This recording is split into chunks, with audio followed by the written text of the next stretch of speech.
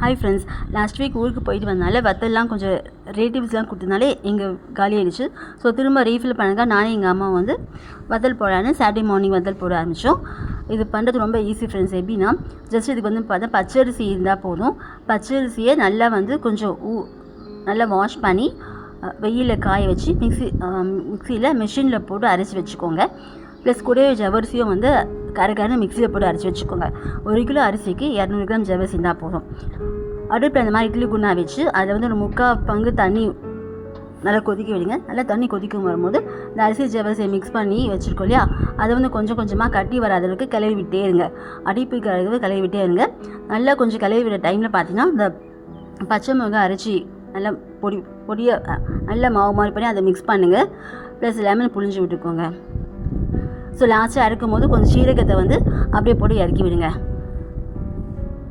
So இறக்கி வினதுக்கப்புறம் என்ன பார்த்தீங்கன்னா கொஞ்சம் கட்டியாக இருக்கும் போதே வந்து கொஞ்சம் ஆற வைக்காமல் அப்படியே சூடாக வந்து வத்தல் போடுங்க.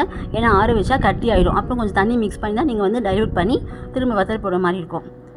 ஸோ மார்னிங்க்கு போட்டாலே ஈவினிங் வரைக்கும் காஞ்சிடும் ஃப்ரெண்ட்ஸ். ஓகேங்களா?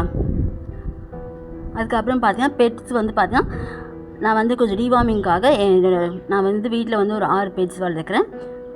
ஸோ அதில் நாய்க்கு ஃபஸ்ட்டு கொடுத்து அதுக்கப்புறம் ஒவ்வொரு பூனைங்களாம் பார்த்து கொடுத்துருந்துச்சு. என் பெட்ஸோட டிவார்மிங் அந்த வேலையை முடிச்சாச்சு. ஆல்ரெடி டாக்டர்கிட்ட 2 வேக்சினேஷனும் ஒவ்வொரு பெட்ஸுக்கும் போட்டாச்சு. ஸோ இதுதான் வந்து சாட்டர்டே பண்ண ரொட்டீன் ஒர்க். ஓகேங்களா? வீட்டில் கொஞ்சம் வெஜிடபிள்ஸ் தான் காலியாக இருந்துச்சு. ஸோ சண்டேன்றதால எப்போவுமே பார்த்தா வீக்லி ஒன்ஸ் வந்து எங்கள் வீட்டு பக்கம் சந்தை ஒன்று இருக்கும். ஸோ அந்த சந்தைக்கு போய்ட்டு ரீஃபில் பண்ணி வச்சுப்போம். ஸோ மோஸ்ட்லி பார்த்தீங்கன்னா எங்கள் வீட்டில் வந்து ஃபுல் வெஜிடபிள்ஸ் தான். ஏன்னா எங்கள் அம்மா தம்பி 2 பேரும் வந்து வெஜிடேரியன், நான் வந்து நான் வெஜிடேரியன். ஸோ அதாவது வெஜிடபிள்ஸ்லாம் வாங்கி இப்போ வந்து வீட்டில் வந்து பார்த்தீங்கன்னா ஃப்ரிட்ஜை க்ளீன் பண்ணி எல்லாத்தையும் வந்து ஸ்டோர் பண்ணி வச்சுட்டேன்.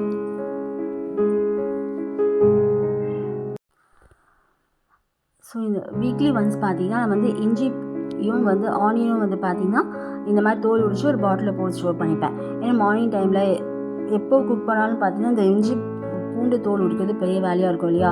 ஸோ எங்கள் வீட்டில் பார்த்தா இஞ்சி பூண்டு பேஸ்ட் வந்து நாங்கள் பண்ண மாட்டோம். ஸோ பூண்டை மட்டும் வந்து தோல் உரிச்சு வச்சுட்டு எப்போ தேவையோ அப்போ வந்து பூண்டை தட்டியோ சாப் பண்ணியோ தான் சமையலுக்கு யூஸ் பண்ணுவோம். ஏன்னா எங்கள் அம்மாவுக்கு வந்து பார்த்தா அந்த இஞ்சி பூண்டு பேஸ்ட் பண்ணால் அந்த ஸ்மெல் வந்து பிடிக்காது. ஸோ அதே மாதிரி ஆனியனும் பார்த்தீங்கன்னா தோல் உரிச்சு ஒரு மிக்சியில் வந்து பார்த்தீங்கன்னா 1 வீக் வந்து நான் ஸ்டோர் பண்ணி வச்சுப்பேன். ஏன்னா 1 வீக் மேலே யூஸ் பண்ண மாட்டேன். அந்த வீக்குள்ளேயே வந்து நான் யூஸ் பண்ணிடுவேன் மேக்ஸிமம் பார்த்தீங்கன்னா.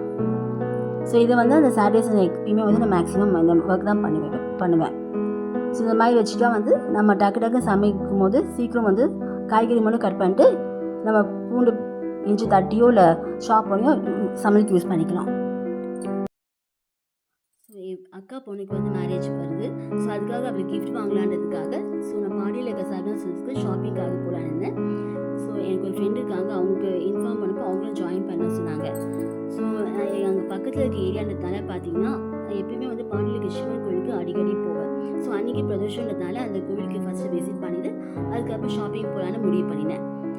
ஸோ கோவிலுக்கு போயிட்டு வெளியே வரதுக்குள்ள பார்த்தா மணி இருந்துச்சு. ஆனால் நல்ல தரிசனம் கிடைச்சிச்சு. எப்போவுமே இந்த கோயிலுக்கு போனால் எவ்வளோ மனசு பாரமாக இருந்தாலும் வெளியே வரும்போது கொஞ்சம் லேஸ் ஆகிடும். ஸோ நல்ல ஒரு தரிசனத்தோடு வெளியே வந்து அதுக்கப்புறம் ஷாப்பிங் பண்ண ஆரம்பித்தோம்.